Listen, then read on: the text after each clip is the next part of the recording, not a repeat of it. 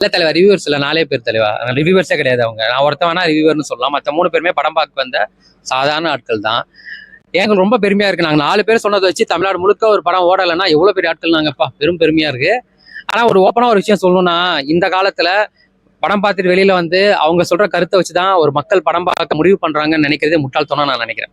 ஏன்னா போன வருஷம்லாம் வந்து மாமன் ஒரு படம் வந்துச்சு. படம் பார்த்துட்டு ரிவ்யூ சொன்ன கிரிட்டிக்ஸ் எல்லாருமே வந்துட்டு அந்த படம் பெருசா அவங்களுக்கு ஒர்க் அவுட் ஆகல. ஆனா டாப் 10ல அந்த படம் வந்தது. தலைவன் ஒரு படம், அதே தான் அதுவும். நிறைய படங்கள் நம்மள வந்து ஏமாத்திருக்கு. நம்ம படம் சூப்பரா இருக்குன்னு முட்டு கொடுப்போம், மக்கள் சீப் பேண்ட் போயிருவாங்க. நாங்க ஒரு படம் என்னடா அப்படி எடுத்து வச்சிருக்காங்கன்னா மக்கள் அதை தலையில ஏற்றி வச்சு கொண்டாடி இருக்காங்க. ஸோ ஆப்வியஸ்லி ஒரு படம் நல்லா இருக்கா நல்லா இல்லைன்றது மக்கள் பார்த்து முடிவு பண்றது தான்.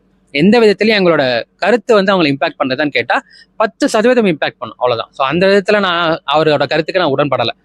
அதையும் தாண்டி ஒரு படம் எனக்கு பிடிச்சிருக்குன்னா பிடிச்சிருக்கு, பிடிக்கலன்னா பிடிக்கல. இதில் என்னைக்குமே நான் ஸ்ட்ராங்கா இருந்திருக்கேன். யாரு காசு கொடுத்து எனக்கு காசு கொடுத்து இன்வைட் பண்ணி அந்த படம் பாருங்க உங்களோட கருத்தை சொல்லுங்கன்னா அதுலயுமே என்னோட கருத்தை தான் உண்மையா இருக்கு.